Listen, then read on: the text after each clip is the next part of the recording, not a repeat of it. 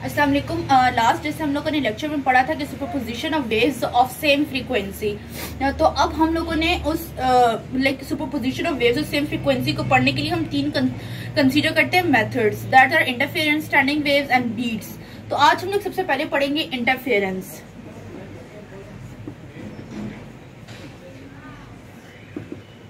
Interference के अंदर आ जाती है दो तरह। इंटरफेरेंस बेसिकली होती क्या है, जब भी दो वेव्स इंटरेक्ट करती है, मतलब इंटरफेयर करती है, तो इंटरफेरेंस एक रिजल्ट प्रोड्यूस होता है। ठीक है, फिर हमारे पास दो तरह की टाइप्स है इंटरफेरेंस की, कंस्ट्रक्टिव इंटरफेरेंस और डिस्ट्रक्टिव इंटरफेरेंस। हम सबसे पहले देखते हैं कंस्ट्रक्टिव इंटरफेरेंस के अंदर क्या होता है कि क्रस्ट जो है वो क्रस्ट के ऊपर फॉल करती है और जो ट्रफ है वो ट्रफ के ऊपर फॉल करता है। इसके अंदर क्या होता है कि हमारा जो एम्पलीट्यूड होता है वो इंक्रीज हो जाता है, एम्पलीट्यूड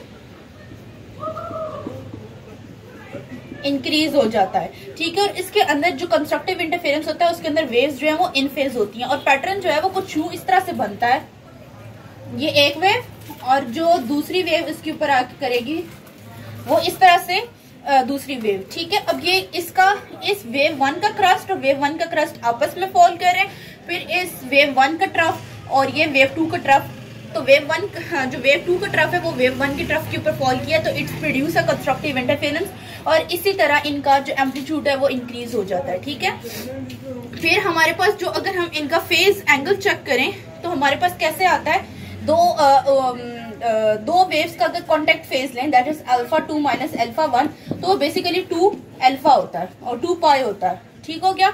अगर हम लोग इसके अंदर एडिशन कर दें एम की एडिशन क्यों करेंगे, ताकि हम लोग आगे मूव करते जाएं तो हमारे पास जो वेरिएशन आएगी हमें वो पता चलती जाए। ठीक हो गया। फिर अब हम लोग यहाँ से अल्फा 2 अब आगे हम लोग चलते हैं, इसको मैथमेटिकली ड्राइव करते हैं। जैसे हम लोगों ने रिजल्टेंट इलेक्ट्रिक फील्ड लेके एक electric field E1 plus electric field E2 लिया था, इसी तरह से बिल्कुल लेंगे और उसको पहले मैंने आप लोगों को कंस्ट्रक्टिव को एज अ थ्योरेटिकल बताया कि बेसिकली कंस्ट्रक्टिव होता क्या है।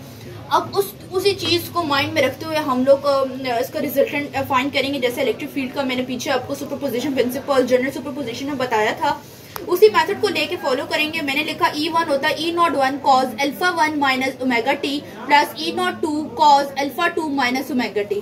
कंस्ट्रक्टिव इंटरफेरेंस के अंदर फिर मैंने आप लोगों को यहाँ तक ये करा दिया कि अल्फा 2 माइनस ओमेगा टी, यहाँ तक इक्वेशन बन गई। फिर अब हम लोगों ने ये करना है कि अल्फा 2 को यहाँ तक इक्वेशन बना दी जहाँ पे अल्फा 2 माइनस ओमेगा टी था। अब मैंने इस इक्वेशन को सिंप्लीफाई करना है। इस इक्वेशन को सिंप्लीफाई करने के लिए मैं अपने कॉन्टेक्ट फेज एंगल पे चली जाती हूँ, जाकर मैंने आपको ये बात बोली थी कि alpha 2 minus alpha 1 is equal to 2 pi. इसको हम लोगों ने वेरिएशन चेक करने के लिए एम इंक्लूड कर दिया। एम जो है वो कुछ भी हो सकता है, 0 1 2 3 कुछ भी हो सकता है एंड सो ऑन। अब मैंने इसको ये कर दिया कि इसको सिंप्लीफाई करने के लिए मैंने अल्फा 2 यहीं पे रखा और अल्फा 1 को वहां पे ले गई। यहाँ पे अल्फा 2 को सिंप्लीफाई करने के लिए मैंने ये वैल्यू पुट कर दी। अब यहाँ पे आप पूछेंगे कि ये 2 एम पाई किधर गया, यहाँ मैंने कंडीशन अप्लाई की और एम की वैल्यू को 0 कर दिया। जब मैं उसको 0 करूंगी तो इट्स बिकम 0, तो alpha 1 minus omega alpha 1 minus T plus 0 वो मैंने इस तरह से लिख दिया, क्योंकि अब ये और ये क्वेश्चन सेम थी तो मैंने E001 प्लस E002 को कॉमन ले लिया, कॉस को कॉमन लेके बाहर लिख दिया, अल्फा 1 माइनस ओमेगा टी को एक दफा लिख दिया। यहाँ तक हमारा कंस्ट्रक्टिव इंटरफेरेंस कंप्लीट हो जाता है। अब हम नेक्स्ट पढ़ेंगे डिस्ट्रक्टिव। क्या होता है कि जो वेव है तो उसके अंदर क्रस्ट जो है वो फॉल करता है, ट्रफ के ऊपर ट्रफ फॉल करती है, क्रस्ट के ऊपर एम्पलीट्यूड जो है वो 0 हो जाता है और वेव्स जो होती हैं वो आउट फेज होती हैं। ठीक है, और इसका पैटर्न कुछ इस तरह से बनता है कि ये हमारी वेव एक 1 है, ये वेव 1 है, तो दूसरी वेव बिल्कुल इस तरह से बनेगी ऑपोजिट, मतलब लाइक अगर इसका क्रस्ट है वेव 1 का तो ट्रफ और इनका जो एम्पलीट्यूड है वो बिल्कुल डिस्ट्रक्टिव इंटरफेरेंस के अंदर एम्पलीट्यूड 0 हो जाता है।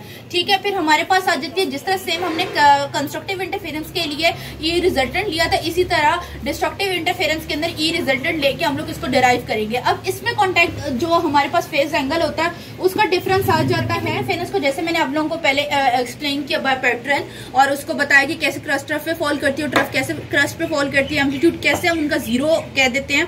ठीक है, फिर अब हम लोग इसको मैथमेटिकली देखेंगे जिस तरह पीछे हम लोगों ने इलेक्ट्रिक फील्ड रिजल्टेंट को कहा था कि वो E1 प्लस E2 होता है, लेकिन इन डिस्ट्रक्टिव वो E1 माइनस E2 हो जाता है। ठीक है, इसी तरह बिल्कुल सेम एज इस तरह करेंगे। फिर यहाँ पे कंडीशन अप्लाई किया 2m प्लस 1 पाई, ये कंडीशन है इसके फेज कॉन्टेक्ट एंगल की।